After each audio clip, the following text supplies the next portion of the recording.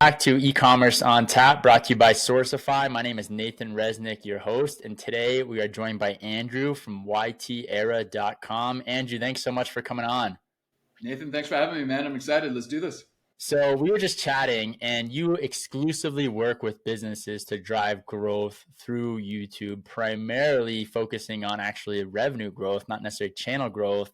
And you had mentioned that you have a customer right now that has under 10,000 subscribers that is generating over $1 million in revenue from their YouTube channel. So I'm curious, just let's start, walk us through that strategy, because so many businesses think, and so many e-commerce brands think, hey, we don't have time for YouTube. We don't have time to grow our own channel. Let's partner with an influencer. Let's spend money on Facebook and Instagram. Let's put these shorts together. But you are proving that YouTube can be a great driver for revenue growth in a profitable manner. And so I'm curious, let's just dive into that case study right off the bat. Yeah, I'd love to. I'm super passionate about this stuff because I think a lot of entrepreneurs, businesses, professionals immediately write off YouTube saying, oh, I don't have time. I don't know what to do. I don't know how to use the equipment or whatever the excuses that they're coming up with. Unfortunately, the reality is I would be willing to bet real money that your competitors are valuing building an audience, an organic audience on the YouTube platform. As a marketer, and I've been in the game for a long time now, I can make certain assumptions about people. It's actually really difficult to make accurate predictions for a specific individual. But when you're looking at a large group of people, it's super easy to make very accurate predictions. For instance, Nathan, you and I don't know each other, but I know with a pretty reasonable level of certainty that when you need to search for content, you're going to go to Google. But when you want to learn about something, whether it's about e-commerce or training your dog or anything, you're going to go to YouTube. You're going to type in a search query on YouTube and you're going to learn a new skill or answer a question. People don't do that on Facebook or LinkedIn or TikTok or Instagram. Name the platform. YouTube is the #2 website on the planet, the #2 search engine on the planet. And some metrics actually show it in the #1 position. So to me, it's crazy when a business goes, oh, we don't have a YouTube channel. Why? Because everybody's on YouTube. With Marketing 101, fish where the fish are. Everybody is on YouTube. And if you're not on YouTube, I can almost guarantee you your competitors are, and they're going to grab the market share, the attention that you should be capturing.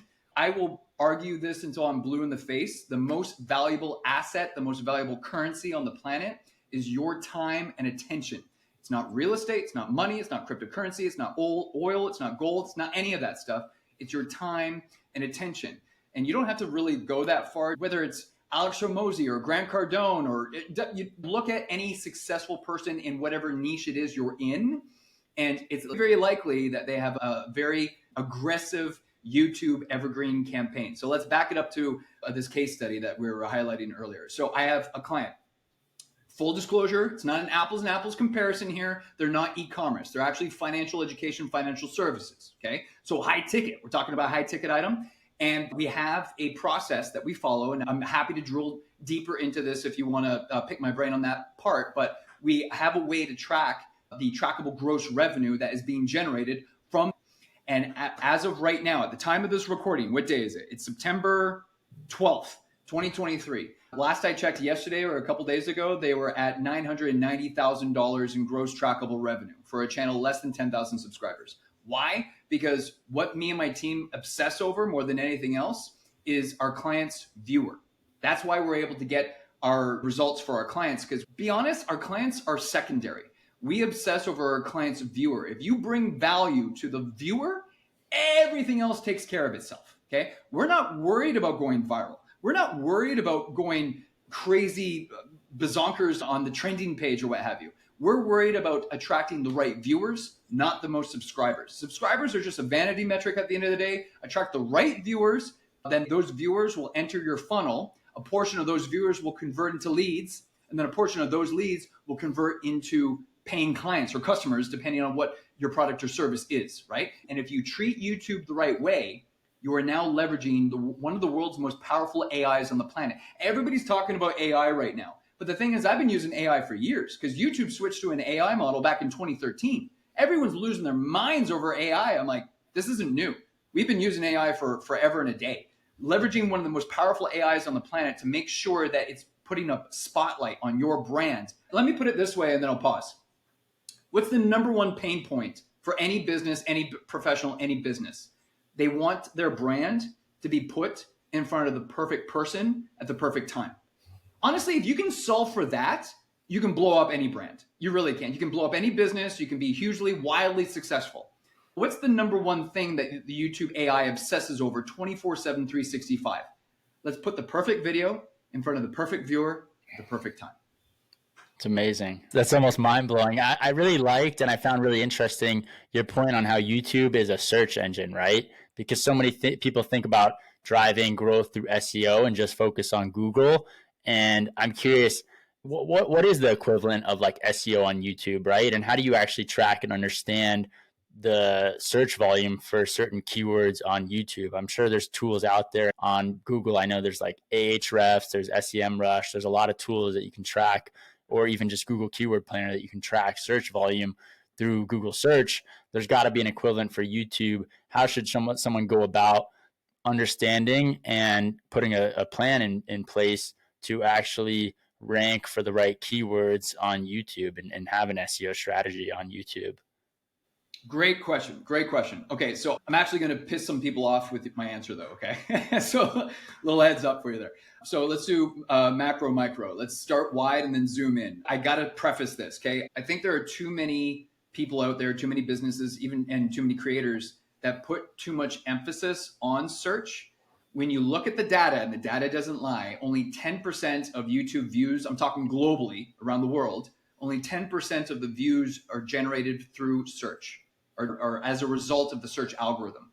Everyone talks about the YouTube algorithm. I have this thing, words matter, right? Call me crazy, words matter. There is no YouTube algorithm. There's YouTube algorithms. There's an algorithm for search. There's an algorithm for suggested. There's an algorithm for browse. There's an algorithm for playlist. There's an algorithm for everything. And then the AI oversees all of those algorithms. Only 10% are a direct result from the search algorithm. Every business only has a finite amount of time, money, and resources, right? So if you're going to really want to do this right, then I'm not saying ignore search.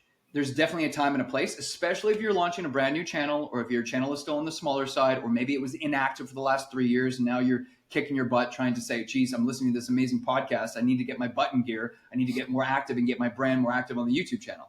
So there is definitely a time and place to treat search with a higher priority.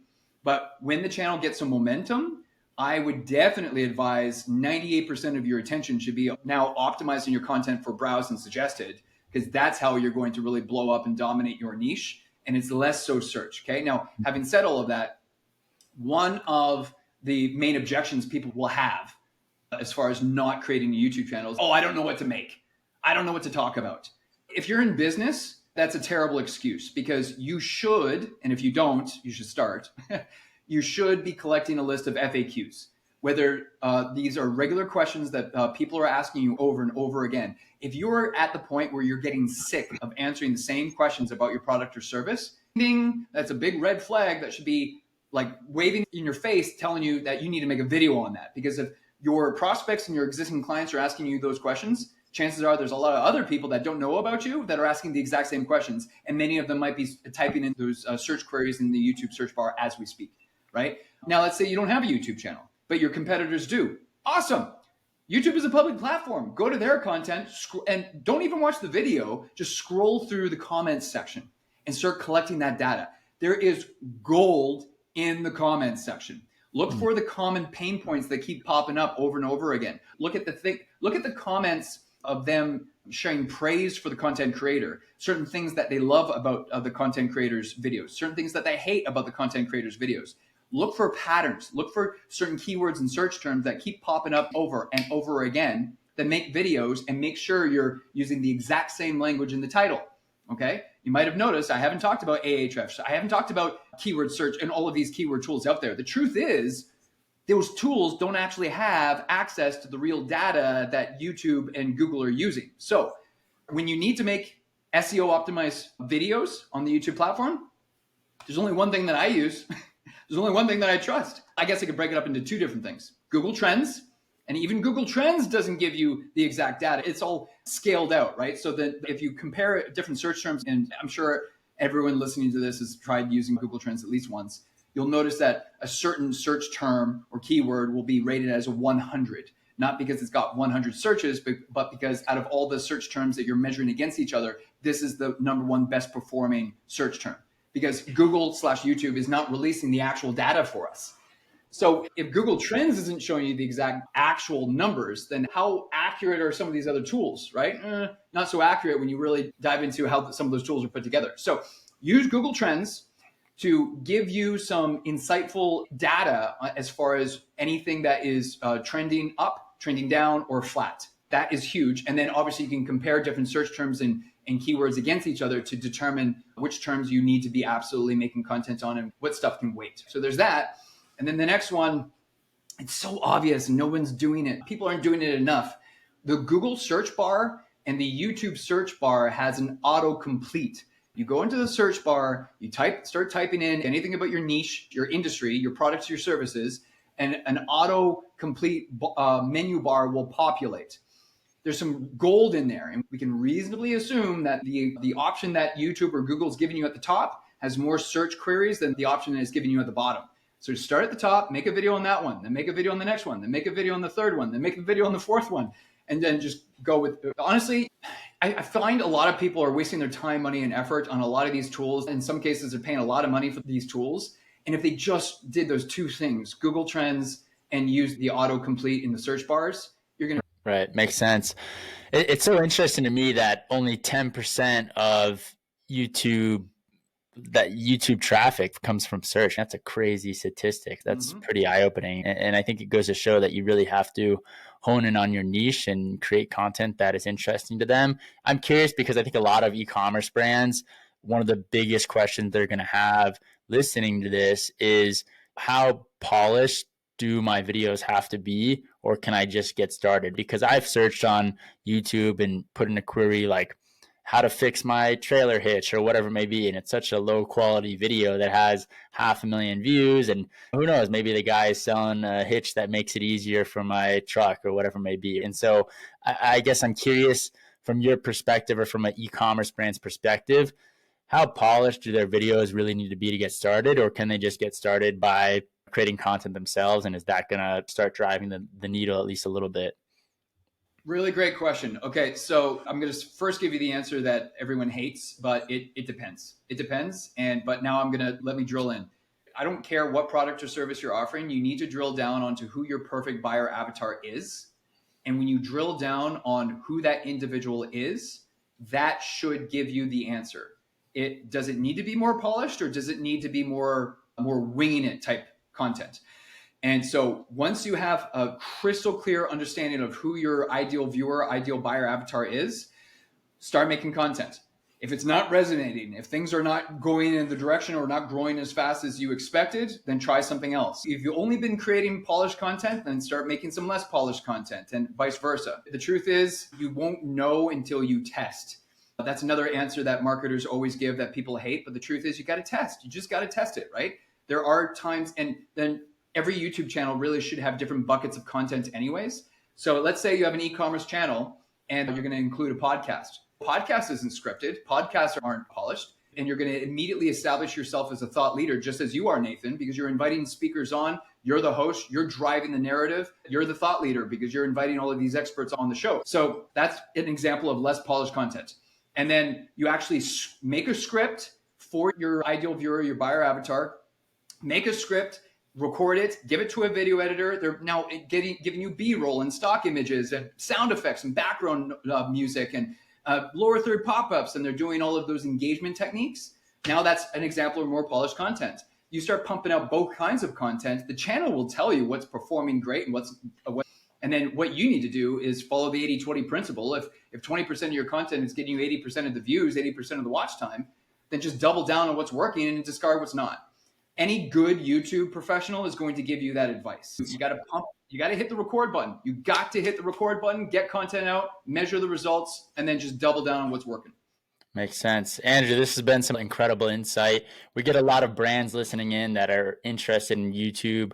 What's the ideal customer profile of YTera? Who do you really look to work with from a brand perspective? Yeah, great question. Thanks. I have an online course. So some people have more time than money, and other people have more money than time. So for people who don't exactly have a massive budget, we've got an online course. Go to yt4business.com, get the course. I literally downloaded everything in my head into that course. And then I offered consults for channels that they're already active. They're already active, but maybe the channel has hit a bit of a plateau and they just need an expert to take a look.